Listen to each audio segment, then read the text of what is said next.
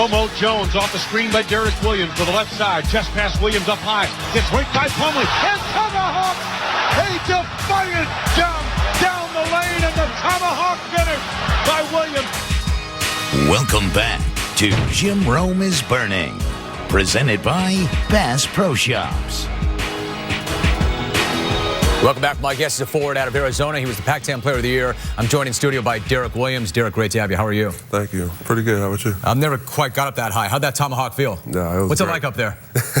It was great. It was great. Playing against Duke and just all the great players that they've had. And just the whole scenery was good. Let's talk about the NCAA tournament. You played really big against Duke. Do you go into a game like that expecting to score 25 in the first half? No, I didn't. Just playing against Duke was a great feeling. Just being able to play against one of the best schools to ever have a college basketball team was great. And just to have 25 points against them was great. You come out of the tournament, you come out of that game, and then the tournament, and all of a sudden you were soaring up the charts. How much do you think the NCAA tournament helped your draft prospects? I actually think it helped a lot. A lot of people had me in the 10 to 15 range, and just playing great in the tournament kind of moved me up to top 3 now. So I think just having a tournament and just having the Pac-10, just a lot of people not respecting it, and just going throughout the tournament, playing great teams was good. Coming out of the Pac-10, and I know this being on the West Coast, you don't get a lot of respect, probably the respect you don't deserve. Do you enter the tournament with a chip on your shoulder because of that? And do you want to show the other power conferences we can play with you? Yeah, especially playing, the teams that we played, Memphis, Texas, Duke.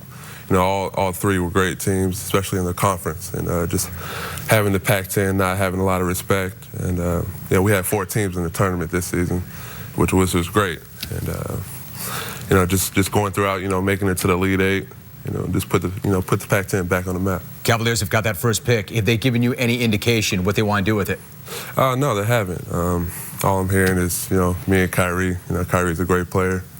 The games that he played, especially he played against us as well. So, he had 29 points, 28 points, I think. So he's a great player, and he's a special talent. He is. Do you think you'd be a better draft pick for them? Either way you go, it's a great pick no matter what. Hopefully they do choose me number 1, but at the end of the day, it's them choosing whether they go me or Kyrie. And Derrick, give me your pitch. Why should you go number 1 to them? I think I'm diverse. I can guard multiple spots. I can guard the 4 and the 3. I can play the 3 and the 4. So, just playing different spots and being able to guard different people. I think, a lot of teams need a 6'9" guy that can pick and pop, that can score inside and outside. Now, you mentioned the 4 and the 3. In college, you were pretty much in the post. They had you playing power forward. Is that where you think you should be, or do you feel more natural at the 3? I feel more natural at the 3. I had to play the post at Arizona, but I'm more comfortable on the perimeter and guarding more perimeter guys. And I think I have the speed and the quickness, to guard. Can you guard the wing? Yeah, I think I can.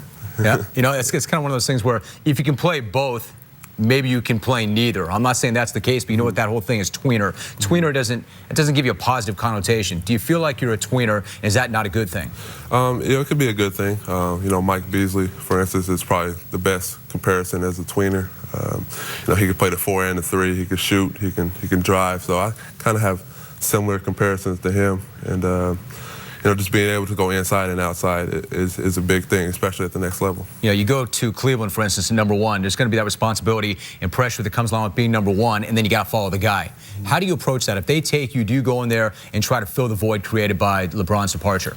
No, I don't think I do. I'm just trying to go in there with whatever team chooses me. It's just trying to go in and just win more games than the team won, the last season. Whether it be 10 or 15 more games, and that's the goal. Is try and make the playoffs and just try and win more games than the team won last season. Yeah, everybody wants to go number 1. If you end up going number 2 to Minnesota, are you okay with that? Yeah, 1 or 2. It's a lot of pressure on both spots. But Minnesota, it's a great town. It's a great city. I know a couple of players already. So I just heard that Ricky Rubio is going to play there next season. So that can turn a lot of things as well. But either way, it's 2 great cities. It's one of the great questions right now. Rubio, what's he all about? What's he got? Is he the real deal? How much of him have you seen, and do you buy into him? I've seen clips with him. He's a great player. He can pass. He's a pass first point guard. He can score. He can do everything. And I think that every team needs a guard like him that can play, that that can pass the ball and, you know, I can hit you on the right spot. So, you know, I think he's going to be a good fit for them. Derrick, talk about the potential of a lockout. How did that impact your decision to come out? Did that give you any kind of hesitation? You know, it did. You know, Arizona was a great school. You know, we're coming up again. We had a couple down years, but I think that we were coming up again. It was hard to leave school. You know, Arizona is a great place for me. Just a great fit all around, and you know, going to be a preseason top 10 team if I would have stayed. So it was pretty hard, and the lockout had a big decision on me too. Look, there are no locks, but if somebody said to you, you come back, we're a top 10 team, and I guarantee you'll win a championship. I guarantee you'll win an NCAA championship, and you knew that, would you have stayed? Of course, I would have stayed if it was guaranteed. You know, there's just a button right there, so you're going to win a national championship next season. I would have stayed. I think that college was a big thing for me, and you know, it's not really about money for me. I think that having that national championship goes a long way. You know, it stays with you for, you know, 30, 40 years after. Oh, man, you know, anytime I hear somebody say it's not about the money, it's about one thing, the money. Nah, I don't think it's about the money with me. That's why I was going to stay at Arizona. So, you know, it was a great fit for me. Let me ask you, I get that. If it wasn't about the money, what did it come down to? Why did you decide to come out right now? I like the competition. I think that, you know, just every night, just having, you know, you can't take a day off. Every night there's always going to be another person coming for your spot. And just a, you know, competitive nature that I have, you know, I always wanted that challenge. You know, at any given night, I'm going to play a great player. You know, for your entire life, you play for the love of the game, you play for competition. You get a feeling like the switch is now gone. You know, the second you get that first buck, it's now a job. Does it feel like that yet? Yeah, it does. It's like a business now.